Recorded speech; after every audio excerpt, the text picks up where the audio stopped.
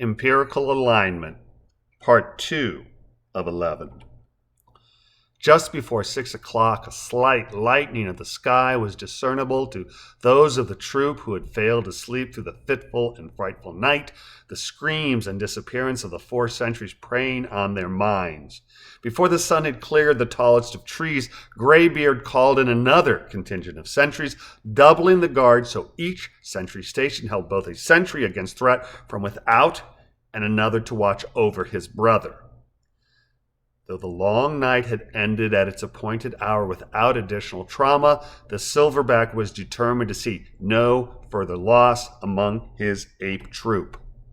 Before another hour had passed, Graybeard had gathered 16 of the intellect caste, the more analytical among the troop's smaller apes whose minds were better able to grasp subtlety, and he had attached 8 of the warrior caste to pairs of these more mindful.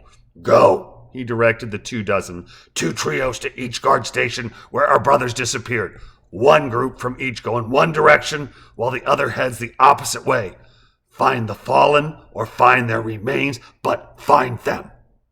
As directed by Graybeard, the 8 groups of intellect caste fanned out to the 4 corners of the circle, where each pair of brainy apes, protected by the brawn of a warrior caste sentry, split into trios and canvassed jagged land and thick canopy outward from the guard stations in an ever-expanding arc, all eyes looking for the missing apes, each searcher mindful of the missing sentry's anguished screams.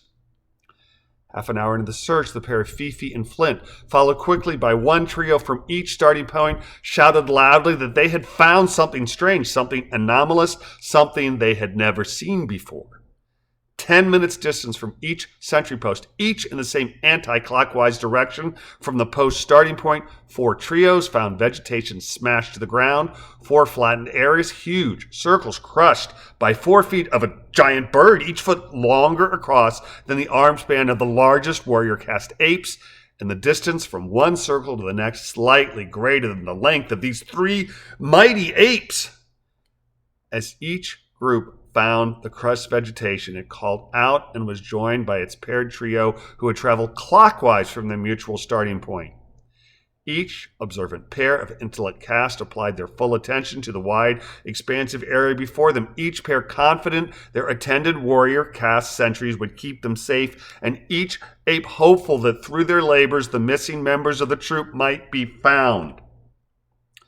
Alas, each group proved unsuccessful in their mission, and each sextet left the area no more enlightened than when they had arrived.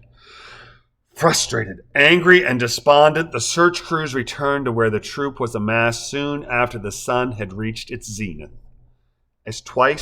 As the twice dozen converged, the 8 ferocious warrior caste guardians clustered but ever alert the 16 keen-minded intellect caste of observant apes, those who lived by wit, intellect, and a never-sated curiosity, forming a larger phalanx of their own, the remaining terrorized troop pressing forward, eager for details, for information, for placating answers. Upon seeing the returned double dozen, the crowd grew more restive until its despondency became palpable and its lamentations increased in volume, loud enough to summon Graybeard to the scene. "Oh, brothers and sisters of the intellect class, you with quick minds," Graybeard declared over the multitude of mutterers, "report unto us what you have discovered."